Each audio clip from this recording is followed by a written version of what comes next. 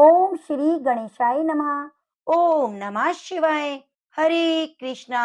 कान्हा जी की कृपा आप सभी भक्तों पर बनी रहे। आपका दिन शुभ और मंगलमय हो। आज पोष मास की नवमी तिथि है और दिन मंगलवार है। आज आप श्रवण करेंगे महापुण्य को देने वाली स्कंद महापुराण की आगे की कथा, साथ ही मंगलवार के दिन हनुमान जी की कथा।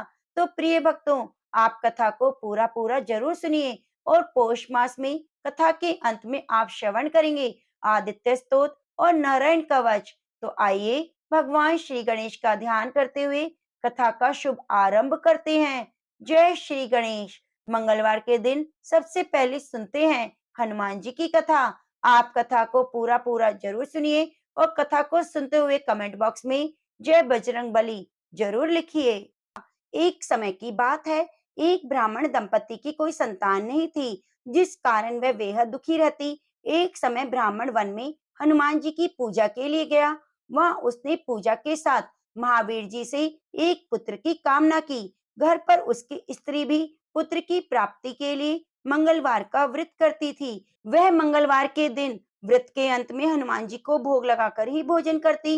एक बार व्रत के दिन ब्राह्मणी ना तो भोजन बना पाई और ना ही हनुमान जी को भोग लगा सकी। उसने प्रण किया कि वह अगले मंगलवार को हनुमान जी को भोग लगाकर ही भोजन करेगी।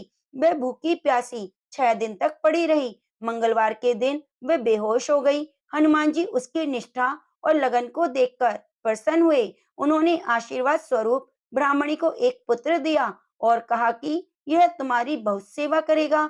बालक को पाकर ब्राह्मणी अति प्रसन्न हुई। उसने बालक का नाम मंगल रखा। कुछ समय के बाद जब ब्राह्मण घर आया तो बालक को देख पूछा, वह कौन है? पत्नी बोली, मंगलवार का व्रत से प्रसन्न होकर हनुमान जी ने उन्हें ये बालक दिया है। ब्राह्मण को अपनी पत्नी पर विश्वास नहीं हुआ। एक दिन मौका देखकर ब्राह्मण ने बालक को कुएं में गिरा दिया। घर पर लौटने पर ब्राह्मणी ने पूछा कि मंगल कहाँ है? तभी पीछे से मंगल मुस्कुराकर आ गया। उसे वापस देखकर ब्राह्मण आश्चर्यचकित हो गया। रात को हनुमान जी ने उसे सपने में दर्शन दिए और बताया कि यह पुत्र उसे उन्होंने ही दिया है। ब्राह्मण सत्य जानकर बहुत खुश हुआ। इसके बाद ब्राह्मण दंपति प्रत्येक मंगलवार को व्रत रखने लगे। जो मनुष्य मंगलवार व्रत कथा को पढ़ता है, सुनता है, हनुमान जी उसके सभी दुखों को दूर कर देते हैं और हनुमान जी की कृपा प्राप्त होती है। तो प्रेम से बोलो, बजरंग बली हनुमान की जय। एक बार नारद जी के मन में विचित्र सा कौतूहल पैदा हुआ। उन्हें ये जानने की धुन सवार हुई कि ब्रह्मांड में सबसे बड़ा महान और कौन है। नारद जी ने अपनी जिज्ञासा भगवान विष्णु के सामने रख दी। भगवान विष्णु मुस्कुराने लगे, फिर बोले, नारद जी, सब पृथ्वी पर टिका है, इसलिए पृथ्वी को बड़ा कह सकते हैं। परंतु नारद जी की यहाँ भी एक शंका है। स्वयं नारायण अपने उत्तर के साथ परंतु लगा रहे हैं। नारद जी का कौतूहल शांत होने की बजाय बढ़ गया। नारद जी ने पूछा, प्रभु आप स्वयं सशंकित हैं, फिर तो विषय बड़ा ही गंभीर है। कैसी शंका है? विष्णु भगवान बोले, समुद्र ने पृथ्वी को घेर रखा है, इसलिए समुद्र उससे भी बड़ा है। अब नारद जी बोले, प्रभु आप कहते हैं तो मैं मान लेता हूँ, समुद्र सबसे बड़ा है। यह सुनकर विष्णु जी ने एक बात और छेड़ दी, परंतु नारद जी, समुद्र को अगस्त्य मुनि ने पी लिया है, इसलिए समुद्र कैसे बड़ा हो सकता है? बड़े तो फिर अगस्त मुनि जी हुए। नारद जी के माथे पर बल पड़ गए। फिर भी उन्होंने कहा, प्रभु आप कहते हैं तो अगस्त मुनि जी को ही बड़ा मान लेते हैं। नारद जी अभी इस बात को स्वीकारने को तैयार हुए ही थे कि विष्णु जी ने नई बात कहकर उनके मन को चंचल कर दिया कि श्री विष्णु बोले, नारद जी यह भी तो सोचिए कि वे रहते कहाँ हैं। आकाश मंडल में एक सुई की नोक के बराबर जुगनू की तरह दिखते हैं, फिर वे कैसे बड़े हुए? बड़ा तो आकाश होना चाहिए। नारद जी बोले, हाँ प्रभु, यह बात तो सही है। आकाश के सामने अगस्त ऋषि का ही अस्तित्व विलीन हो जाता है। आकाश ने ही तो सारी सृष्टि को घेर रखा है। आकाश ही श्रेष्ठ है, सबसे बड़ा है। भगवान विष्णु ने नारद जी को थोड़ा और भ्रमित करने की सोची। श्री हरि बोल पड़े, पर नारद जी आप एक बात भूल गए। वामन अवतार में आकाश को एक ही पग में नाप लिया था। फिर आकाश से तो विराट तो वामन भगवान हुए। नारद जी ने श्री हरि के चरण पकड़ लिए और बोले, भगवान आप ही तो वामन अवतार थे। फिर अपनी 16 कलाएं भी धारण की और वामन से बड़े स्वरूप में भी आए। इसलिए तो ये निश्चय हो गया कि आप ही सबसे बड़े हैं। भगवान विष्णु ने कहा, नारद, विराट स्वरूप धारण करने के उपरांत भी अपने भक्तों के छोटे से हृदय में विराजमान रहता हूँ, वही निवास करता हूँ। जहाँ मुझे स्थान मिल जाए, जो मुझसे प्रेम करे, वह स्थान सबसे बड़ा हुआ, इसलिए सबसे सर्वोपरि हुआ। सबसे महान तो मेरे भक्त हैं, जो शुद्ध हृदय से मेरी उपासना करके मुझे अपने हृदय में धारण कर लेते हैं। उनसे विस्तृत और कौन हो सकता है। तुम भी मेरे सच्चे भक्त हो, इसलिए वास्तव में तुम सबसे बड़े और महान हो। श्री हरि की बात सुनकर नारद जी के नेत्र भर आए और आंसू बहाने लगे। उन्होंने संसार को नचाने वाले भगवान के हृदय की विशालता को देखकर आनंद भी हुआ और अपनी बुद्धि के लिए खेद भी हुआ। नारद जी ने कहा, प्रभु, संसार को धारण करने वाले आप स्वयं खुद को भक्तों से छोटा मानते हैं, फिर भक्तगण क्यों ये छोटे बड़े का भेद करते हैं। मुझे अपनी अज्ञानता पर दुख है। मैं आगे से कभी भी इस फेर में नहीं पड़ूंगा। इसलिए तो कहते हैं, भक्त के वश में है भगवान। भगवान भक्त अपनी निष्काम भक्ति से भगवान को वश में कर लेते हैं। इसलिए भक्त का हृदय ही सबसे बड़ा है, वही संसार में सबसे बड़ा है। तो प्रेम से बोलिए, तुलसी शालिग्राम भगवान की जय। सुनते हैं स्कंद महापुराण की कथा। देवताओं की प्रार्थना से भगवान शिव का पार्वती जी के पास जाना और उनके प्रेम की परीक्षा ले उनकी तपस्या को सफल बनाना। सूत जी कहते हैं, भगवान विष्णु के इस प्रकार कहने पर सब देवता पिनाकधारी महादेव जी का दर्शन करने गए। भगवान शिव समुद्र के उस पार उत्तम समाधि लगाए योग आसन पर विराजमान थे। उनके पार्षद उन्हें सब ओर से घेरे हुए थे। वे सर्पराज वासुकी को छाती से चिपकाए हुए यज्ञोपवीत की भांति धारण करते थे। कंबल और अश्वतर, इन दोनों नागों को उन्होंने कानों का कुंडल बना रखा था। करकोटक और कुल्की से उत्तम कंकण का काम लेते हुए उन्हें अपने दोनों हाथों में धारण किया था। शंख और पद्म नामक नाग का भुजबंद धारण करके वे बड़ी शोभा पा रहे थे। पहनने योग्य वस्त्र के स्थान पर उन्होंने बाघ का चमड़ा लपेट रखा था। वे मस्तक पर भागीरथी गंगा और अर्धचंद्र युक्त जटाजूट धारण किए बड़े बड़े ज्ञानी महात्माओं के साथ विराजमान थे। उनके श्री अंगों की कांति कपूर के समान गौर थी और कंठ में नील चिन्ह सुशोभित था। भगवान के पास ही उनके वाहन नंदकेश्वर भी थे। ऐसी अद्भुत शोभा से युक्त सो श्रेष्ठ शिव का समस्त देवताओं ने दर्शन किया। उस समय ब्रह्मा, विष्णु, ऋषि, देवता और दानवों ने वेदों और उपनिषदों के अनेकों सूक्तों द्वारा भगवान शिव का स्तवन किया। ब्रह्मा जी बोले, कामदेव का अंत करने वाले श्री रुद्रदेव को नमस्कार है, जो प्रकाश स्वरूप होने के कारण भर्ग नामक धारण करते हैं। तीनों लोकों में जिनका सौभाग्य सबसे बढ़कर है, उन त्रिनेत्रधारी भगवान महेश्वर को नमस्कार है, जो संपूर्ण जगत के भरण पोषण करने वाले बंधु हैं और संपूर्ण विश्व जिनका स्वरूप है, उन भगवान त्र्यंबक को नमस्कार है। भगवान समस्त लोकों के धारण पोषण करने वाले पिता, माता और ईश्वर हैं। आप ही जगत के स्वामी और रक्षक हैं। प्रभु, आप हमारा उद्धार करें। तब उत्तम योग से युक्त दयालु परमात्मा महेश्वर शंभु ने धीरे धीरे समाधि से विश्राम लिया और देवताओं से इस प्रकार कहा, परम भाग्यमान ब्रह्मा आदि देवताओं, तुम लोग मेरे समीप क्यों आए हो? इस समय यहाँ आने का कारण बतलाओ। उनके इस प्रकार पूछने पर ब्रह्मा जी ने देवताओं के महत्वपूर्ण कार्य का परिचय देते हुए कहा, भगवान तारकासुर ने देवताओं को महान कष्ट पहुंचाया है। वह देवताओं का घोर शत्रु है। अतः हमारी प्रार्थना है कि आप पार्वती जी का पानी ग्रहण करें। गिरिराज हिमवान द्वारा दी हुई गिरिजा को आप पानी ग्रहण की विधि से अंगीकार करें। ब्रह्मा जी की बात सुनकर महादेव जी ने हंसते हुए कहा, जब मैं सर्व सुंदरी गिरिजा का वर्णन कर लूंगा, तब समस्त सुरेश्वर और ऋषि मुनि भी सकाम भाव से युक्त हो जाएंगे और निष्काम भाव से पूर्ण परामर्थ के पथ पर चलने में असमर्थ होंगे। अतः मैंने सबके परमार्थिक कार्य की सिद्धि के लिए कामदेव को भस्म किया था। मेरे विचार से तो कामदेव के दग्ध होने से ही देवताओं का महान कार्य सिद्ध हुआ है। इस काम दहन रूपी कार्य से तुम सब लोग निष्काम हो गए हो। अब जैसा मैं हूँ वैसे ही तुम लोग भी हो गए हो। अतः हम लोग अब प्रयत्न पूर्वक अत्यंत दुष्कर और परम उत्तम तप का अनुष्ठान करें और करावें। कामदेव की न रहने से तुम सब देवता समाधि लगाकर परम आनंद में निमग्न हो सदा सुखी रहोगे। काम तो नरक ही लेके जाता है, उसी से क्रोध का जन्म होता है, क्रोध से सम्मोह होता है और सम्मोह से मनुष्य जल्दी ही भ्रम में पड़ जाता है।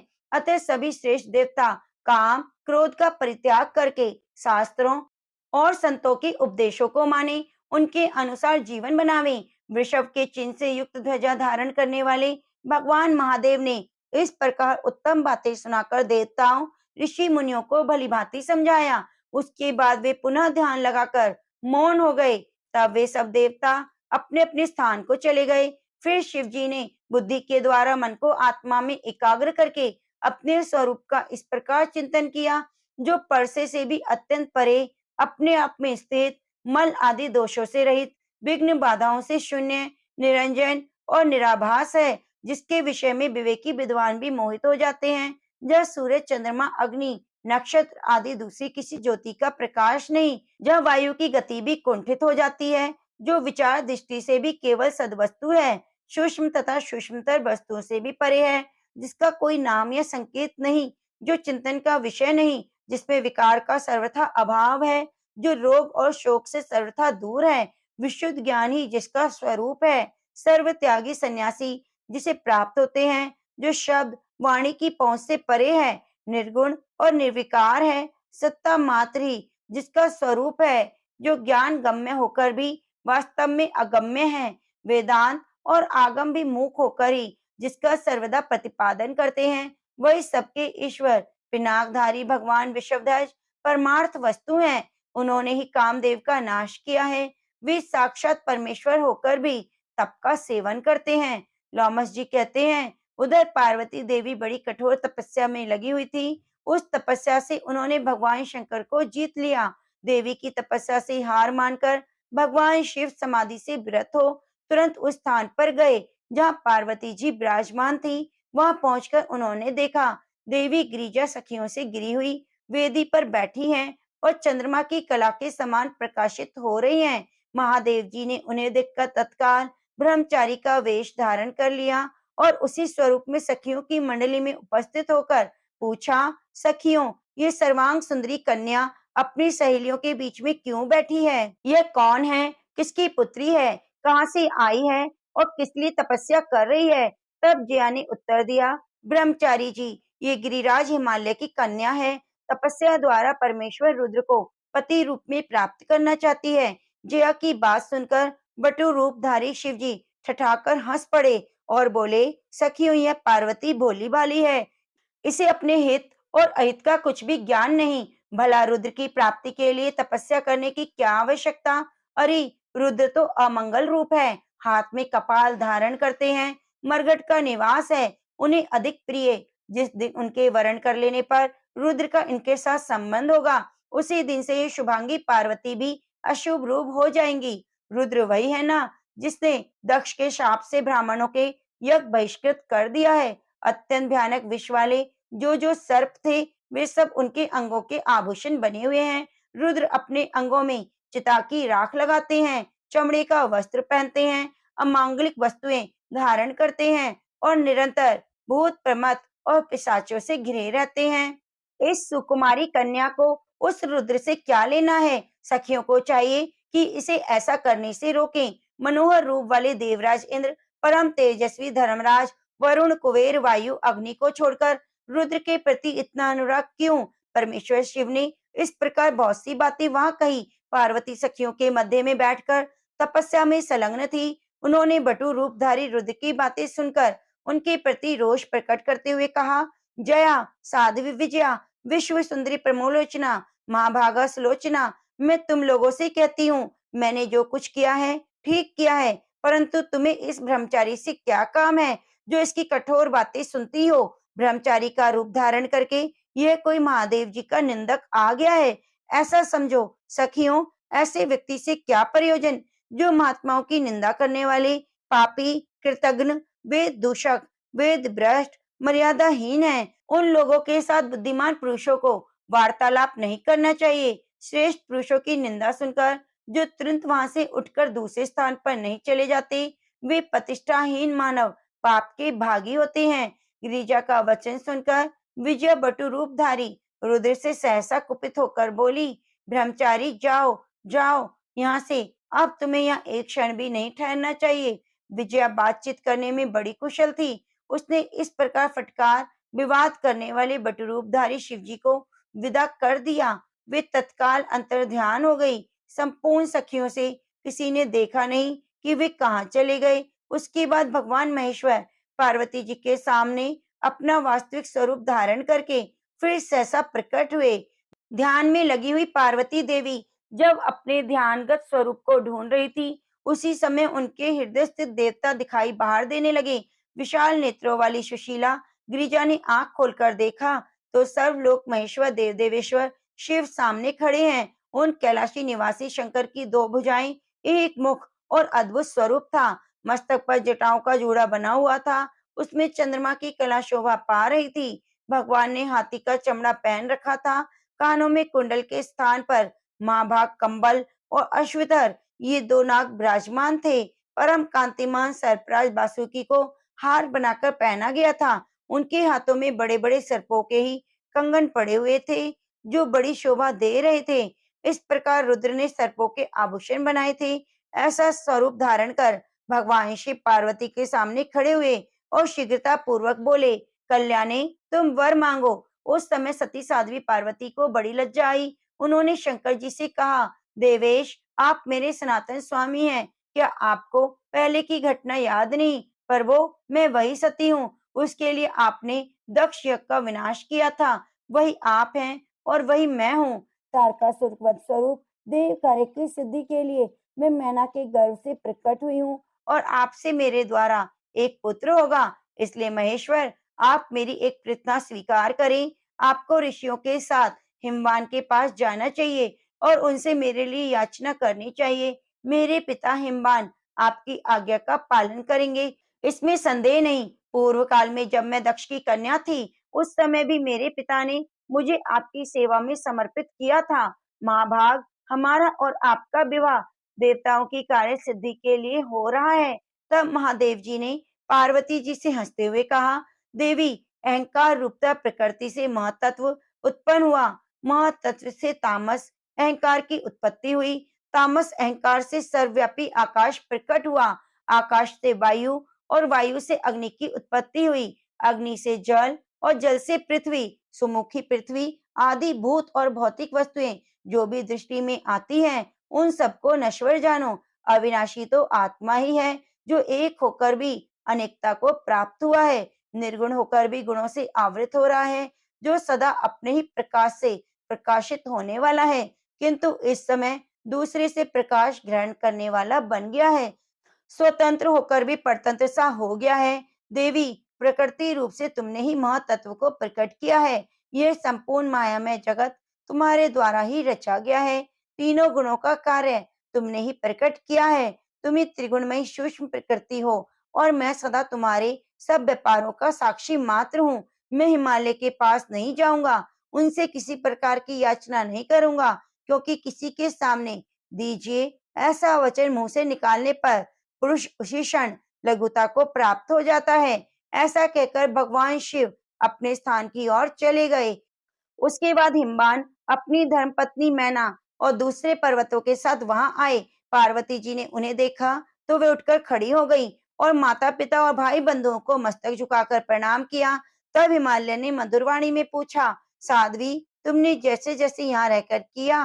पार्वती जी बोली, पिताजी मैं यह उत्तम तपस्या के द्वारा काम नाशक महादेव जी की आराधना कर रही हूँ। मेरा यह महान कार्य जो अन्य सब लोगों के लिए अत्यंत दुर्लभ है, आज सिद्ध हो गया। महादेव जी संतुष्ट होकर यहाँ मेरा वरण करने के लिए पधारे थे, किंतु जब मैंने यह कहा मेरे पिता की अनुपस्थिति में इस समय आप मेरा पानी ग्रहण कैसे कर सकते हैं, तब वे जिस मार्ग से आए थे उसी मार्ग से चले गए। पार्वती जी की यह बात सुनकर बंधु बांधवों सहित धर्मात्मा हिमवान को बड़ी प्रसन्नता हुई। वे अपनी पुत्री से बोले, अब हम सब लोग घर को चलें उस समय सब लोग एकत्र हो पार्वती को सब ओर से घेर कर खड़े हो गए, उनकी प्रशंसा करने लगे। उसके बाद हिमवान पार्वती को अपने घर ले आए। देवता लोग दुदुम्बी बजाने लगे, उनके शंख और तूरे भी बज उठे।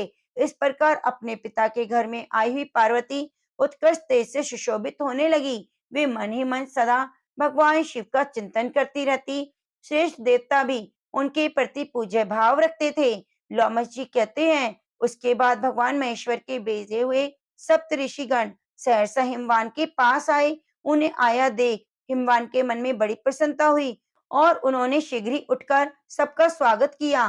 फिर मस्तक झुकाकर विनय पूर्वक पूछा, महर्षियों, आप लोग कैसे पधारे? अपने आगमन का कारण बताओ। तब सब ऋषियों ने कहा, पर्वतराज, हम लोग भगवान शिव के भेजे हुए हैं, यहाँ आप ही के पास आए हैं। आपकी कन्या को देखना ही हमारा उद्देश्य है, अतः शीघ्र ही अपनी कन्या हमें दिखाएं। बहुत अच्छा कहकर हिमवान ने पार्वती जी को बुलाया और सप्तऋषियों से हंसते हुए कहा, यह मेरी कन्या है, किंतु इस समय मुझे आपसे एक विशेष बात कहनी है। जो तपस्वियों में सर्वश्रेष्ठ है, परम विरक्त है और कामदेव का नाश करने वाले हैं, जिन्होंने काम के शरीर को जलाकर उन्हें अनंग बना डाला है, ऐसे भगवान शंकर अब विवाह के इच्छुक कैसे हो गए? जो अधिक समीप या अधिक दूर रहने वाले हों, अत्यंत धनी और सर्वथा निर्धन हो, जिसकी कोई आजीविका ना हो, जो मूर्ख हो, ऐसे पुरुष को कन्या देना अच्छा नहीं माना गया। जो मूर्ख, विरक्त, स्वयं ही अपने को बड़ा मानने वाला, रोगी और प्रमादी है, ऐसे पुरुष को कन्या नहीं देनी चाहिए। अतः मुनिवरों, आपको साथ भलीभांति विचार करके ही महादेव जी को अपनी कन्या देनी चाहिए, यही मेरा उत्तम निश्चय है। तब महर्षियों ने कहा, जिन्होंने तीव्र तपस्या की है, उस तप के द्वारा भगवान शिव की आराधना की है और उस पार्वती देवी के ऊपर आज भगवान शिव बहुत प्रसन्न है। पर्वतराज, तुम्हें पार्वती और भगवान शिव की महिमा का थोड़ा भी ज्ञान नहीं, अतः तुम हमारी बात मानो और अपनी पुत्री पार्वती को परमात्मा भगवान शिव की सेवा में दे दो। पवित्र आत्मा ऋषियों के वचन सुनकर गिरिराज हिमवान बड़ी उतावली के साथ सभी पर्वतों से बोले, हे मेरो, हे निषद, हे गंधमादन, हे नाग, तुम सब लोग अपनी यथोचित सम्मति दो, जिससे वैसा ही किया जाए। तब बातचीत करने में कुशल मैना ने कहा, नाथ, इस समय आप में विचार करने से क्या लाभ? यह कार्य तो तभी संपन्न हो गया था जब इस बड़भाग्नि कन्या ने जन्म लिया। यह देवताओं का कार्य सिद्ध करने के लिए उत्पन्न हुई है, भगवान शिव के लिए ही अवतार हुआ है, अतः शिव को दे देनी चाहिए। इससे भगवान रुद्र की आराधना की है और रुद्र ने भी वरदान देकर आदर किया है। महाभागा पार्वती साक्षात सती ही है, अतः शिव को ही ब्याही जाए। वे वैवाहिक कृत है, हमारे द्वारा भगवान शिव की पूजा में निमित्त बनेगा। मैना की यह बात सुनकर हिमवान बहुत संतुष्ट हुए। उसके बाद सप्तऋषियों ने वहां से पुनः लौटकर भगवान शिव से उनकी प्रेयसी पार्वती का सब वृतांत इस प्रकार कहा, देवेश्वर गिरिराज, हिमवान ने अपनी कन्या आपको दे दी है, इसमें संशय नहीं। आप देवताओं के साथ शीघ्र ही पार्वती से विवाह करने के लिए जाइए। ऋषियों का यह वचन सुनकर परमेश्वर शिव ने कहा, विवाह कैसे होगा? कौन कौन उसमें चलेंगे? यह सब बात विस्तार पूर्वक बताओ।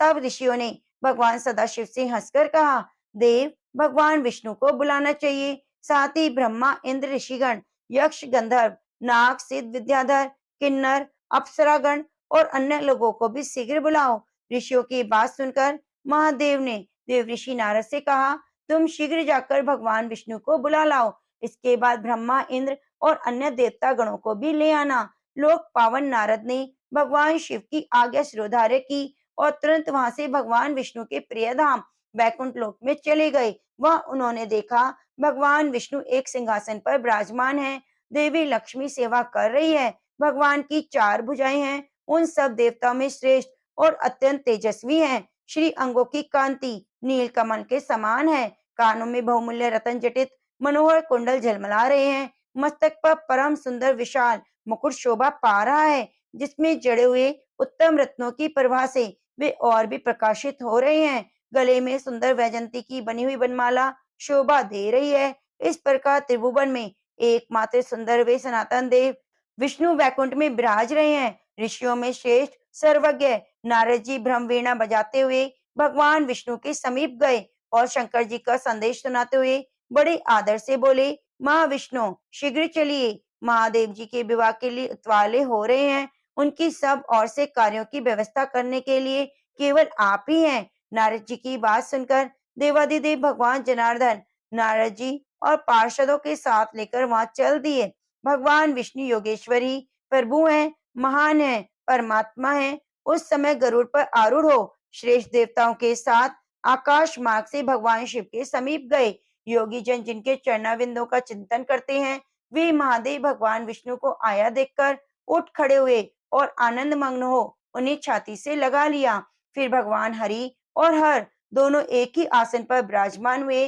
दोनों ने एक दूसरे की कुशल पूछी। उसके बाद महादेव जी बोले, विष्णु, पार्वती की तपस्या से मैं उसके वश में हो गया हूँ और आज उसका पानी ग्रहण करने के लिए हिमवान के घर चलना चाहता हूँ। यह बातचीत हो रही थी कि ब्रह्मा जी भी इंद्र और संपूर्ण लोकपालों के साथ वहां आ पहुंचे। इस प्रकार सब असुर, यक्ष, दानव, नाग, पक्षी, अप्सरा, महर्षि भी आए। सबने एकत्र होकर भगवान शिव से एक स्वर में कहा, महादेव जी, अब आप हम लोगों के साथ हिमवान के घर पधारिए।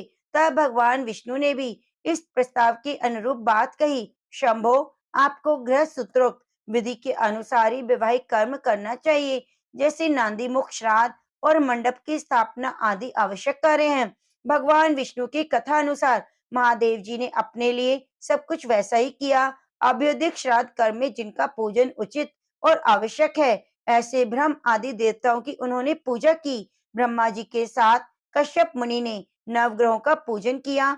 अत्रि, वशिष्ठ, गौतम, भागुरी, भृगु, बृहस्पति, शक्ति, जमदग्नि, पराशर, मार्कंडे, शिलावक, शून्यपाल, अक्षत्रम, अगस्त्य, च्यवन और गोभिल ये एक दूसरे बहुत से महर्षि शिव जी के समीप आए। ब्रह्मा जी की आज्ञा से उन सब ने वहां विधि पूर्वक शास्त्रोक्त रीति से शुभ कर्म संपन्न किए। चंडी देवी सब भूतों से घिरी हुई सबके आगे आगे चली। उन्होंने अपने मस्तक पर सोने का कलश ले रखा था। चंडी के पीछे भगवान शिव के गण और गणों के पीछे इंद्र आदि देवता, लोकपाल और ऋषि चल रहे थे। ऋषियों के पीछे भगवान विष्णु के महातेजस्वी कुमुद आदि पार्षद थे, जो भगवान के असंख्य भावों को शीघ्र ही समझ लेने वाले और बड़े मनोहर थे। परम पुरुषार्थ प्रदान करने वाले विश्व के एकमात्र बंधु भगवान हरि शिव जी के साथ साथ चल रहे थे। तीनों लोकों के एकमात्र पालक भगवान विष्णु लक्ष्मी जी के साथ अपने वाहन गरुड़ की पीठ पर बैठे। बड़े बड़े मुनीश्वर अपने हाथों में सुंदर चंवर लिए हवा कर रहे थे। सर्वेश्वर श्री हरि उन सबके साथ बड़ी शोभा पा रहे थे। इसी प्रकार ब्रह्मा जी भी चारों वेदों, छह वेदांगों, आगमों, इतिहासों और पुराणों के साथ अपने वाहन हंस पर विराजमान थे। ब्रह्मा, विष्णु, देवेश्वर गण और ऋषि वृंद से घिरे हुए भगवान शिव अपने वाहन वृषभ पर आरूढ़ होकर चल रहे थे। वे संपूर्ण योगेश्वरों के लिए भी दुर्लभ और अगम्य हैं। वे देवता श्रेष्ठ महर्षिगण जिसे धर्म कहते हैं, उसे धर्म स्वरूप धर्मवत्सल वृषभ पे महादेव जी आरूढ़ थे। मातृकाएं उन्हें सब ओर से घेर कर अपनी मधुर वाणी द्वारा भगवान शिव के लिए मंगलचार करती थीं। इस प्रकार भगवान महेश्वर संपूर्ण देव दानवों के साथ सब प्रकार से अलंकृत हो नारियों में श्रेष्ठ पार्वती जी का पानी ग्रहण करने के लिए गिरिराज हिमवान के घर गए। उधर गिरिराज हिमवान भी बड़ी प्रसन्नता के साथ अपनी पुत्री के लिए उसी प्रकार मंगलाचार कर रहे थे। उन्होंने गर्ग जी को पुरोहित बनाकर महान वैभव के द्वारा मांगलिक भूमि का निर्माण कराया। विश्वकर्मा को बुलाकर बड़े बड़े आदर के साथ अत्यंत विस्तृत मंडप तैयार कराया, जो बहुत सी वेदियों के कारण अतिशय मनोहर जान पड़ता था। वह मंडप अनेक प्रकार के गुणों और भांति भांति के आश्चर्य भरे दृश्यों से सुशोभित था। उसका विस्तार हजारों योजन का था। वह अपनी दिव्य निर्माण कला से देवताओं का भी मन मोह लेता था। उसके बाद इंद्र आदि देवता नारद जी को आगे करके हिमवान के परम अद्भुत भवन में एक साथ गए। उसे विश्वकर्मा ने विचित्र ढंग से बनाया था। वह अनेक प्रकार की आश्चर्य भरी बातें देखने में आती थी। वह यज्ञ मंडप अत्यंत पवित्र और उत्तम था। बहुत लोगों ने सर्वश्रेष्ठ बताकर उसकी प्रशंसा की। उसकी कारीगरी अद्भुत थी और उसकी मन और बुद्धि के लिए अतृप्य था। बुद्धिमान विश्वकर्मा ने इस प्रकार विचित्र यज्ञ मंडप की रचना की। वे संपूर्ण देवेश्वर ऋषियों के साथ उस मंडप में प्रवेश करना ही चाहते थे। तब हिमवान की दृष्टि उनके ऊपर पड़ी। हिमवान ने आगे बढ़कर उनका स्वागत किया और सबके लिए ठहरने का मनोहर गृह प्रदान किया। गंधर्व, सिद्ध, प्रमथ, यक्ष, देव, नाग और अप्सराएं इनमें जो जहां सुखपूर्वक रह सके वहीं विश्राम किया। हिमवान ने सम्मानित होकर सब देवताओं ने अपने परिवार और वाहनों सहित उस मंडप में आनंद पूर्वक निवास किया। विश्वकर्मा ने उस बहुत विस्तृत अवकाश बना रखा था। ब्रह्मा जी के निवास के लिए अत्यंत प्रकाशमान स्थान बनाया गया था। उसी प्रकार भगवान विष्णु के लिए दूसरा भवन बना था जो अत्यंत ही विचित्र था। विश्वकर्मा ने उसे अपने हाथों से संवार कर अत्यंत मनोहर बना रखा था। इसी प्रकार चंडी गृह भी उन्होंने बड़ा सुंदर बनाया। उसके उपरीत विश्वकर्मा ने जो एक अत्यंत विचित्र, परम मनोहर, मंगलमय, श्रेष्ठ देवताओं द्वारा प्रशंसित कैलाश के समान अतिशय प्रभावपूर्ण और अत्यंत शोभायमान बना रखा था, उसी में हिमवान ने अपनी वैभव के साथ भगवान शिव को ठहराया। इसी समय मैना देवी अपनी सखियों और ऋषि मुनियों के साथ भगवान शिव की आरती उतारने के लिए आई। उस समय जो बाजे बज रहे थे उनके शब्दों से तीनों लोग गूंज रहे थे। मैना ने तपस्वी शिव की अपने हाथों से आरती उतारी। वे बड़ी सती साध्वी थी। जामाता को देखकर उन्हें पार्वती को कही हुई सब बातें स्मरण हो आई और वे विस्मय मुग्ध हो गई। मैना मन ही मन कहने लगी, ओह पार्वती, पहले मेरे समीप जो कुछ कहा था उससे कहीं अधिक सौंदर्य इस समय महादेव जी के अंगों में दिखाई दे रहा है। यह सौंदर्य तो अनिर्वचनीय है। इस प्रकार विषम्य में डूबी हुई मैना देवी अपने घर लौट आई। उस समय पार्वती स्नान करके मंगल पीठ पर बैठी थी। ब्राह्मणों की स्त्रियों ने सब और इन्हें घेर कर आरती उतारी। उसके बाद गर्गाचार्य जी ने कहा, विद्वानों, आप लोग इसी समय पानी ग्रहण के लिए भगवान शंकर को इस मंडप में ले आए। इस कार्य में शीघ्रता होनी चाहिए। गर्गाचार्य जी का वचन सुनकर गिरिराज हिमवान ने सब मंत्री भगवान शंकर के पास गए और उन्होंने 3 कलशों से जल से मांगलिक विधि के अनुसार भगवान सदाशिव का स्नान कराया, आरती उतारी। स्नान करने के बाद सुंदर वस्त्र धारण कर लेने के बाद शंकर जी उन सब ने पूजन किया। उसके बाद उन्हें सब प्रकार के आभूषणों से विभूषित करके हाथी की पीठ पर चढ़ाया। उस समय भगवान शिव के मस्तक पर बहुत बड़ा छत्र तना हुआ था। उस छत्र से उनकी शोभा हो रही थी। ऊपर से चंदोबा तना था। सब और उनके लिए चंवर डुलाए जा रहे थे। ब्रह्मा, विष्णु, इंद्र सब लोकपाल वर के आगे आगे चलते हुए शोभा संपन्न दिखाई देते थे। उस यात्रा के समय शंख, भेरी, पठा, आनक, गोमुख आदि बाजे बज रहे थे। संपूर्ण गायक उत्तम मांगलिक गीत गा रहे थे। अरुंधति, अनुसुआ, सावित्री और मातृकाओं से घिरी हुई लक्ष्मी जी भी उस शोभा यात्रा में सम्मिलित थी। इन सबके साथ जगत के एकमात्र बंधु भगवान शिव उत्तम सुशोभित हो रहे थे। चंद्रमा, सूर्य, अग्नि, वायु, लोकपाल, महर्षिगण भी उनके साथ थे। वायुदेव पंखा कर रहे थे। चंद्रमा ने उनके सिर पर छत्र लगा रखा था। सूर्य आगे रहकर अपने तेज से तप रहे थे। देवराज इंद्र हाथ में बैत की छड़ी लेकर छड़ीदार का काम कर रहे थे। इस प्रकार देवता और पर्वत भगवान शिव के आगे चलते हुए बड़ी शोभा पा रहे थे। इस समय देवता और मुनि भगवान शिव के ऊपर फूल बरसा रहे थे, जिससे उनकी शोभा और बढ़ गई। सामने हिमवान का सुंदर भवन था, जो महान वैभव के कारण सब ओर से शोभा संपन्न दिखाई देता था। उस घर का आंगन सोने का बना हुआ था। वहां द्वार पर भगवान शिव की विशेष रूप से पूजा की गई। फिर मनुष्य, देवता और दानवों के द्वारा पूजित होकर उन्होंने उस भवन में प्रवेश किया। इस प्रकार अंतःपुर में पहुंचकर भगवान शिव यज्ञ मंडप में पधारे। उस समय नाना प्रकार की स्तुतियों से परमेश्वर शिव के गुण गाए जा रहे थे।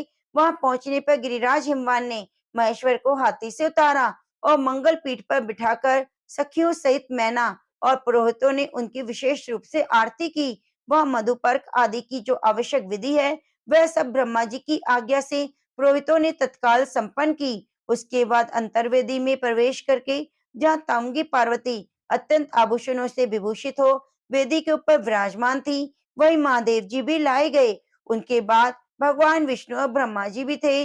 बृहस्पति आदि विद्वान लग्न की प्रतीक्षा कर रहे थे। गर्ग और वशिष्ठ मुनि जहाँ घड़ी का स्थान थे वहां बैठे। जो ही घड़ी पूरी हुई, गर्गाचार्य जी ने ओमकार का उच्चारण करके हाथ जोड़कर निवेदन किया, अब मंगलमय पुण्य मुहूर्त आ गया। पार्वती ने अपने हाथ की अंजलि में अक्षत लेकर शिव जी के ऊपर छोड़ा। फिर दही अक्षत कुश के जल से उनका भलीभांति पूजन किया। इसी समय गर्गाचार्य के आदेश से हिमवान अपनी पत्नी मैना के साथ वहां कन्यादान करने को उद्यत हुए। मैना सोने का कलश लेकर उनकी अर्धांगिनी बनी हुई थी। परम सौभाग्यवती मैना समस्त आभरणों से विभूषित होकर हिमवान के साथ बैठी थी। उस समय हिमवान ने सबको वर देने वाले भगवान विश्वनाथ से कहा, आज मैं ब्रह्मा जी और भगवान विष्णु का संग पाकर और अपने पुरोहित परम महात्मा गर्ग जी के साथ बैठकर देवादिदेव भगवान शंकर को कन्यादान करता हूँ। विप्रवर, इस समय कन्यादान के लिए उत्तम वेला आई है, इसमें आप संकल्प पढ़ें। बहुत अच्छा। ऐसा कहकर वहां आए हुए सभी श्रेष्ठ ब्राह्मणों ने हिमवान की बात स्वीकार की। वे सब शुभ समय के ज्ञाता थे। उन्होंने तिथि, मास, नक्षत्र आदि का यथावत उच्चारण किया। फिर हिमवान भगवान शंकर से इस प्रकार बोले। हिमवान ने कहा, तात महाभाग, आप अपने गोत्र का नाम बताएं, अपने कुल का नाम बताएं। भगवान शंकर के मुखारबिंद से इस प्रश्न का कोई उत्तर नहीं मिला। उस समय नारद जी बहुत हंसे और बीना बजाने लगे। यह देख बुद्धिमान हिमवान ने उन्हें मना करते हुए कहा, प्रभो, आप वीणा ना बजाएं। पर्वत के ऐसा कहने पर नारद जी बोले, गिरिराज, तुमने साक्षात शिव जी से उनके गोत्र बताने के लिए कहा, परंतु इनका गोत्र और कुल तो नादी है। भगवान शंकर ना तो किसी कुल में उत्पन्न हुए हैं और ना ही किसी विशेष कुल से इनका संबंध है। गोत्रों के भी परम गति है। महादेव जी नाद में प्रतिष्ठित हैं और नाद उनमें है। अतः भगवान शिव नाद में हैं, नाद से ही उपलब्ध होते हैं। परंतु यही भाव व्यक्त करने के लिए मैंने इस समय वीणा बजाई है। इनके गोत्र और कुल का नाम ब्रह्मा आदि देवता भी नहीं जानते, फिर दूसरों की तो बात ही क्या है। भगवान शिव का कोई रूप नहीं, इसीलिए किसी कुल में उत्पन्न न होने के कारण यह अकुलीन कहलाते हैं। गृहश्रेष्ठ, इसलिए तुम्हारी ये जामाता गोत्र रहित हैं। राजन, मेरे बोध कहने से क्या लाभ। इनके अंश मात्र से मोहित होकर ये ऋषि लोग भी इनके स्वरूप यथावत रूप को नहीं जानते। यह कन्या कौन है, इस बात को अभी तक तुम ठीक ठीक नहीं जानते। शिव और पार्वती, इन दोनों ही संपूर्ण विश्व की उत्पत्ति होती है और इन दोनों के आधार पर ही ये टिका हुआ है। महात्मा नारद का वचन सुनकर हेमवान आदि समस्त पर्वत और इंद्र आदि सभी देवता विस्मय होकर उन्हें साधुवाद देने लगे। भगवान महेश्वर की गंभीरता को जानकर वहां आए हुए सब विद्वान आश्चर्यचकित हो परस्पर कहने लगे, जिनकी आज्ञा से ब्रह्मा जी के द्वारा इस संपूर्ण विशाल विश्व की सृष्टि हुई है, जिसने अभिन्न होने के कारण ये समस्त जगत परात्पर रूप और आत्मबोध स्वरूप है, स्वतंत्र परमेश्वर रूप जानने योग्य है। वे भगवान शिव ही अपने त्रिभुवन में स्वरूप से युक्त होकर सर्वत्र विराज रहे हैं। तो प्रेम से बोलिए, उमापति महादेव की जय। प्रिय भक्तों, आगे की कथा में आप सुनेंगे हिमवान द्वारा कन्यादान, बारात का भोजन, विदाई, शिव महिमा और कुमार का जन्म, देवताओं का तारकासुर और उसकी सेना के साथ संग्राम, कुमार कार्तिकेय द्वारा तारकासुर का वध। तो प्रिय भक्तों, स्कंद महापुराण की पुण्यशाली कथा को सुनने के लिए आप हमारे चैनल के साथ जुड़े रहिए और बगल में बनी घंटी को दबा लीजिए। आपसे निवेदन है कि आप वीडियो को लाइक करके कमेंट बॉक्स में जय श्री कृष्णा, राधे राधे, लक्ष्मीपति नारायण भगवान की जय जरूर जरूर लिखिए। अब आइए सुनते हैं गणेश भगवान की कथा। तो आइए भगवान गणेश के चरणों का ध्यान करते हुए कथा का शुभ आरंभ करते हैं। एक समय रावण ने स्वर्ग के सभी देवताओं को जीत लिया और संध्या करते हुए बाली को पीछे से जाकर पकड़ लिया। वानर राज बाली रावण को अपनी बगल में दबाकर किष्किंधा नगरी ले आए। अपने पुत्र अंगद को खेलने के लिए खिलौना दे दिया। अंगद रावण को खिलौना समझकर रस्सी से बांधकर इधर उधर घुमाते थे। इससे रावण को बहुत कष्ट और दुख होता था। एक दिन रावण ने दुखी मन से अपने पितामह पुलस्त्य जी को याद किया। रावण की यह दशा देखकर पुलस्त्य जी ने विचारा कि रावण की यह दशा क्यों हुई है। उन्होंने मन ही मन सोचा, अभिमान हो जाने पर देव, मनुष्य और असुर सभी की यही गति होती है। पुलस्त्य ऋषि ने रावण से पूछा, तुमने मुझे क्यों याद किया। रावण बोला, पितामह, मैं बहुत दुखी हूँ। मेरे नगरवासी मुझे धिक्कारते हैं। अब आप ही मेरी रक्षा करें। रावण की बात सुनकर पुलस्त्य जी बोले, रावण, तुम डरो नहीं, तुम इस बंधन से जल्द ही मुक्त हो जाओगे। तुम विघ्न विनाशक श्री गणेश जी का व्रत करो। पूर्व काल में वृत्तासुर की हत्या से छुटकारा पाने के लिए इंद्रदेव ने इस व्रत को किया था। इसलिए तुम भी करो। तब पिता की आज्ञा के अनुसार रावण ने भक्ति पूर्वक व्रत किया और बंधन रहित हो अपने राज्य को प्राप्त किया। सूर्याय नमः। अब आइए सुनते हैं आदित्य हृदय स्तोत्र। उधर श्री रामचंद्र जी युद्ध से थककर चिंता करते हुए रणभूमि में खड़े हुए थे। इतने में ही रावण भी युद्ध के लिए उनके सामने उपस्थित हो गया। यह देख भगवान अगस्त्य मुनि, जो देवताओं के साथ युद्ध देखने के लिए आए थे, श्री राम जी के पास जाकर बोले, सबके हृदय में रमण करने वाले माँ बाहो राम, यह सनातन गोपनीय स्तोत्र सुनो। वत्स, इसके जप से तुम युद्ध में अपने शत्रुओं पर विजय पा सकोगे। इस गोपनीय स्तोत्र का नाम है आदित्य हृदय। यह परम पवित्र और संपूर्ण शत्रुओं का नाश करने वाला है। इसके जप से सदा विजय की प्राप्ति होती है। ये नित्य अक्षय और परम कल्याण में स्तोत्र है। संपूर्ण मंगलों का भी मंगल है। इससे सब पापों का नाश हो जाता है। ये चिंता और शोक को मिटाने, आयु को बढ़ाने वाला उत्तम साधन है। भगवान सूर्य अपनी अनंत किरणों से सुशोभित है। ये नित्य उदय होने वाले, देवता और असुरों से नमस्कृत, विश्ववान नाम से प्रसिद्ध, प्रभा का विस्तार करने वाले और संसार के स्वामी हैं।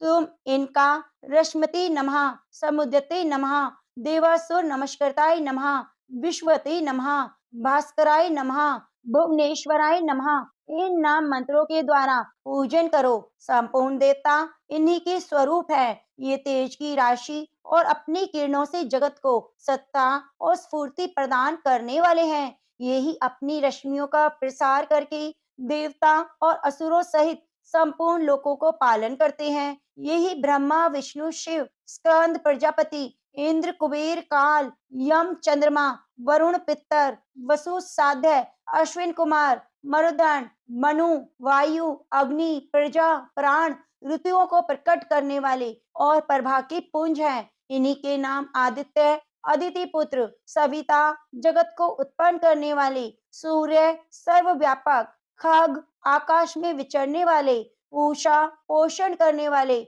गवस्तिमान, प्रकाशमान, सुवर्ण सदृश, भानु, प्रकाशक, हिरण्य रेता, ब्रह्मांड की उत्पत्ति के बीज, दिवाकर, रात्रि का अंधकार दूर करके दिन का प्रकाश फैलाने वाले, हरिदश्व, दिशाओं में व्यापक और हरे रंग के घोड़े वाले, सहस्त्रार, हजारों किरणों से सुशोभित, सप्ती, 7 घोड़ों वाले, मरीचिमान, किरणों से सुशोभित, तिमिरो मंथन, अंधकार का नाश करने वाले, शंभु, कल्याण की उद्गम स्थान, त्वष्टा, भक्तों का दुख दूर करने वाले, जगत का संहार करने वाले, मार्तंडक, ब्रह्मांड को जीवन प्रदान करने वाले, अंशुमान, किरण धारण करने वाले, हिरण्यगर्भ, ब्रह्मा, शिशिर, स्वभाव से ही सुख देने वाले, तपन, गर्मी पैदा करने वाले, अहस्कर, दिनकर, रवि, सबकी स्तुति के पात्र, अग्निगर्भ, अग्नि को गर्भ में धारण करने वाले,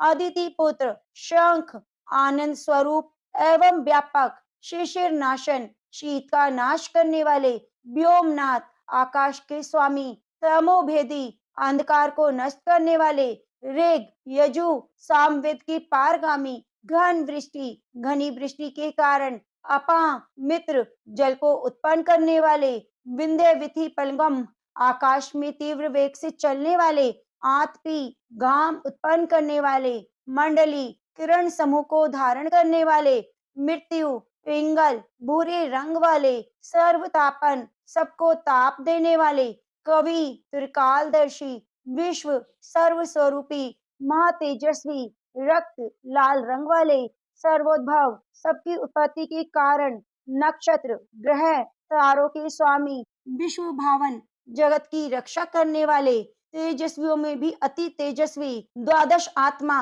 12 स्वरूपों में अभिव्यक्त, इन सभी नामों से प्रसिद्ध सूर्यदेव, आपको नमस्कार है। पूर्व गिरि उद्याचल और पश्चिम गिरि अस्ताचल के रूप में आपको नमस्कार है। ज्योतिर्गणों, ग्रह और तारों के स्वामी, दिन के अधिपति, आपको प्रणाम है। आप जय स्वरूप, विजय और कल्याण के दाता हैं। आपके रथ में हरे रंग के घोड़े जुते रहते हैं। आपको बारंबार नमस्कार है। सहस्त्र किरणों से सुशोभित भगवान सूर्य, आपको बारंबार प्रणाम है। आप अदिति के पुत्र होने के कारण आदित्य नाम से प्रसिद्ध हैं। आपको नमस्कार है। उग्र, अभक्तों के लिए भयंकर, वीर, शक्ति संपन्न, सारंग, शीघ्रगामी सूर्य देव को नमस्कार है। कमलों को विकसित करने वाले प्रचंड तेजधारी मार्तंड को प्रणाम है। आप ब्रह्मा, शिव और विष्णु के भी स्वामी हैं। सूर्य आपकी संज्ञा है। यह सूर्यमंडल आपका ही तेज है। आप प्रकाश से परिपूर्ण हैं। सबको सुहा कर देने वाला अग्नि आप ही का स्वरूप है। आप रुद्र रूप धारण करने वाले हैं। आपको नमस्कार है। आप अज्ञान और अंधकार के नाशक, जड़ता और शीत के निवारक, शत्रु का नाश करने वाले हैं। आपका स्वरूप आप प्रमेय है। आप कृतघ्नों का नाश करने वाले, संपूर्ण ज्योतियों के स्वामी और देव स्वरूप हैं। आपको नमस्कार है। आपकी प्रभा तपाए हुए सुवर्ण के समान है। आप हरि, अज्ञान का हरण करने वाले, विश्वकर्मा, संसार की सृष्टि करने वाले, तम के नाशक, प्रकाश स्वरूप और जगत के साक्षी हैं। आपको नमस्कार है। रघुनंदन, ये भगवान सूर्य ही संपूर्ण भूतों का संहार, सृष्टि और पालन करते हैं। ये ही अपनी किरणों से गर्मी पहुंचाते हैं, वर्षा करते हैं। ये सब भूतों में अंतर्यामी रूप से स्थिर होकर उनके सो जाने पर भी जागते रहते हैं। यही अग्निहोत्र और अग्निहोत्री पुरुषों को मिलने वाले फल हैं। यज्ञ में भाग ग्रहण करने वाले देवता, यज्ञों में भी फल के यही हैं। संपूर्ण लोकों में जितनी क्रियाएं होती हैं, उन सबका फल देने में यही पूर्ण समर्थ है। राघव, विपत्ति में, कष्ट में, दुर्गम मार्ग में, किसी भय के अवसर पर जो कोई पुरुष इन सूर्यदेव का कीर्तन करता है, उसे दुख नहीं भोगना पड़ता। इसलिए तुम एकाग्रचित्त होकर इस देवादिदेव जगदीश्वर की पूजा करो। आदित्य हृदय स्तोत्र का 3 बार जप करने से कोई भी युद्ध में विजय प्राप्त कर सकता है। माँ बाहो, तुम इसी क्षण रावण का वध कर सकोगे। यह कहकर अगस्त्य जी जैसे आए थे उसी प्रकार चले गए। उनका उपदेश सुनकर महातेजस्वी श्री राम जी का शोक दूर हुआ। उन्होंने प्रसन्न होकर शुद्ध चित्त से आदित्य हृदय को धारण किया और 3 बार आचमन करके शुद्ध हो भगवान सूर्य की ओर देखते हुए 3 बार जप किया। इससे उन्हें बड़ा हर्ष हुआ। फिर परम पराक्रमी रघुनाथ जी ने धनुष उठाकर रावण की ओर देखा। उत्साह पूर्वक विजय पाने के लिए वे आगे बढ़े। उन्होंने पूरा प्रयत्न करके रावण के वध का निश्चय किया। इस समय देवताओं के मध्य में खड़े हुए भगवान सूर्य ने प्रसन्न होकर श्री राम जी की ओर देखा। निशाच राज रावण के विनाश का समय निकट जानकर हर्ष पूर्वक कहा, रघुनंदन आप जल्दी करो। तो प्रेम से बोलिए सूर्य भगवान की जय। आगे सुनते हैं नारायण कवच। भगवान विष्णु को नारायण नाम से जाना जाता है, जो संपूर्ण सृष्टि के पालन करता और रक्षक हैं। नारायण कवच का पाठ करने से व्यक्ति को भगवान विष्णु की कृपा प्राप्त होती है, जिससे उसे आध्यात्मिक शक्ति, मानसिक शांति और जीवन में समृद्धि प्राप्त होती है। इस कवच के माध्यम से व्यक्ति सभी प्रकार के संकटों से, रोगों से मुक्त हो जाता है। नारायण कवच का उल्लेख विशेष रूप से श्रीमद् भागवत गीता महापुराण के 6ठे स्कंद में किया गया है, जहां इंद्र भगवान नारायण के इस कवच का उपयोग करते हैं और असुरों पर विजय प्राप्त करते हैं। यह कवच भगवान विष्णु के विभिन्न रूपों और उनके अवतारों की स्तुति करता है, जो व्यक्ति के चारों ओर सुरक्षा कवच की तरह काम करता है। आइए नारायण के चरणों का ध्यान करते हुए नारायण कवच का रसपान करते हैं। राजा परीक्षित ने पूछा, भगवान देवराज इंद्र ने जिससे सुरक्षित होकर शत्रुओं की चतुरंगनी सेना को खेल खेल में अनायास ही जीतकर त्रिलोकी की राजलक्ष्मी का उपभोग किया, आप उस नारायण कवच को सुनाइए और यह भी बतलाइए कि उन्होंने उससे सुरक्षित होकर रणभूमि में किस प्रकार आक्रमणकारी शत्रुओं पर विजय प्राप्त की। सुखदेव जी ने कहा, परीक्षित, जब देवताओं ने विश्व रूप को पुरोहित बना लिया, तब देवराज इंद्र के प्रश्न करने पर विश्व रूप ने नारायण कवच का उपदेश दिया। तुम एकाग्र चित्त होकर उसका श्रवण करो। विश्व रूप ने कहा, देवराज इंद्र, भय का अवसर उपस्थित होने पर नारायण कवच धारण करके अपने शरीर की रक्षा कर लेनी चाहिए। उसकी विधि यह है, पहले हाथ पैर धोकर आचमन करें, फिर हाथ में कुश की पवित्री धारण करके उत्तर मुख करके बैठ जाएं। के बाद कवच धारण पर्यंत और कुछ न बोलने का निश्चय करके पवित्रता से ओम नमो नारायणा, ओम नमो भगवते वासुदेवाय, इन मंत्रों के द्वारा हृदय आदि अंग न्यास तथा अष्टांग आदि करण न्यास करें। पहले ओम नमो नारायणा, इस अष्टाक्षर मंत्र के ओम आदि 8 अक्षरों का क्रमशः पैरों, घुटनों, जांघों, पेट, हृदय, वक्षस्थल, मुख और सिर से न्यास करें और पूर्वोक्त मंत्र के यकार से लेकर ओमकार तक 8 अक्षरों का सिर से आरंभ कर उन्हीं 8 अंगों में विपरीत क्रम से न्यास करें। तदंतर ओम नमो भगवते वासुदेवाय, इस द्वादक्षर मंत्र के ओम आदि 12 अक्षरों का दाईं तर्जनी से बाईं तर्जनी तक दोनों हाथों की 8 अंगुलियों और दोनों अंगूठों की 2-2 गांठों में न्यास करें। फिर ओम विष्णवे नमः, इस मंत्र के पहले अक्षर ओम का हृदय में, वी का भ्रम रंध्र में, श का भौहों के बीच में, न का चोटी में, वे का दोनों नेत्रों में, न का शरीर की सब गांठों में न्यास करें। तदंतर ओम मां अस्त्राय फट कहकर दिक बंद करें। इस प्रकार न्यास करने की इस विधि को जानने वाला पुरुष मंत्रमय हो जाता है। इसके बाद समग्र ऐश्वर्य, धर्म, यश, लक्ष्मी, ज्ञान और वैराग्य से परिपूर्ण इष्ट देव भगवान का ध्यान करें। अपने को भी तद्रूप ही चिंतन करें। उसके बाद विद्या तेज तपा स्वरूप इस कवच का पाठ करें। भगवान श्री हरि गरुड़ जी की पीठ पर अपने चरण कमल रखे हुए हैं। अणिमा आदि 8 सिद्धियां उनकी सेवा कर रही हैं।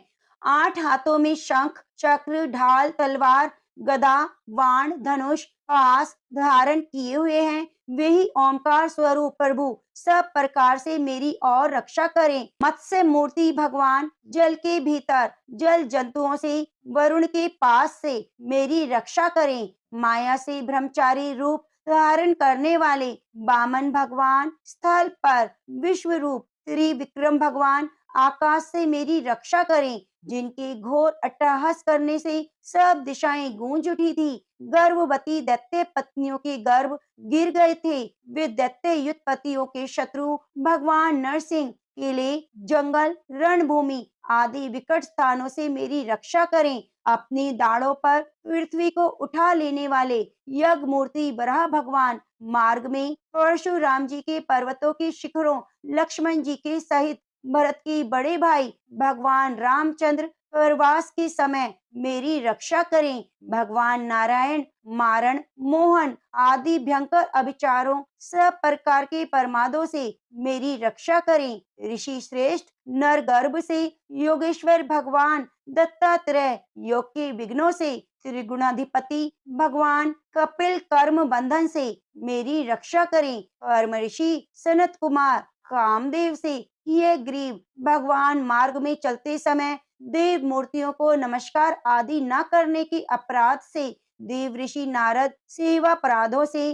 भगवान कश्यप सब प्रकार के नरकों से मेरी रक्षा करें। भगवान धन्वंतरी कुपथ्य से, जितेंद्र भगवान ऋषभ देव सुख दुख आदि भयदायक द्वंद्वों से, यज्ञ भगवान लोक अपवाद से, बलराम जी मनुष्य कृत कष्टों से और श्री शेष जी क्रोधवश नामक सर्पों के गणों से मेरी रक्षा करें। भगवान कृष्ण द्वैपायन व्यास जी अज्ञान से, बुध देव पाखंडियों से, प्रमाद से मेरी रक्षा करें। धर्म रक्षा करने वाले महान अवतार धारण करने वाले भगवान कलिक पाप बहुल कलिकाल के दोषों से मेरी रक्षा करें। प्रातः काल भगवान केशव अपनी गदा लेकर, कुछ दिन चढ़ जाने पर भगवान गोविंद अपनी बांसुरी लेकर, दोपहर के पहले भगवान नारायण अपनी तीक्ष्ण शक्ति लेकर, दोपहर को भगवान विष्णु चक्र राज सुदर्शन लेकर मेरी रक्षा करें। तीसरे पहर में भगवान मधुसूदन अपना प्रचंड धनुष लेकर मेरी रक्षा करें। साय काल में ब्रह्म आदि त्रिमूर्तिधारी माधव सूर्य अस्त के बाद ऋषिकेश अर्धरात्रि के पूर्व और अर्धरात्रि के समय अकेले भगवान पद्मनाभ मेरी रक्षा करें। रात्रि के पिछले पहर में श्री वत्सल लाशन श्री हरि, उषा काल में खड्गधारी भगवान जनार्दन, सूर्योदय से पूर्व श्री दामोदर और संपूर्ण संध्याओं में काल मूर्ति भगवान विश्वेश्वर मेरी रक्षा करें। सुदर्शन, आपका आकार चक्र की तरह है। आपके किनारे का भाग प्रलयकालीन अग्नि के समान अत्यंत तीव्र है। आप भगवान की प्रेरणा से सब और घूमते ही रहते हैं। जैसे आग वायु की सहायता से सूखे घास फूस को जला डालती है, वैसे ही आप हमारी शत्रु सेना को शीघ्र से शीघ्र जला दीजिए। कोमुद की गदा, आपसे छूटने वाली चिंगारियों का स्पर्श वज्र के समान असहाय है। आप भगवान अजित की प्रिया हैं और मैं उनका सेवक हूँ, इसलिए आप कुष्मांड, विनायक,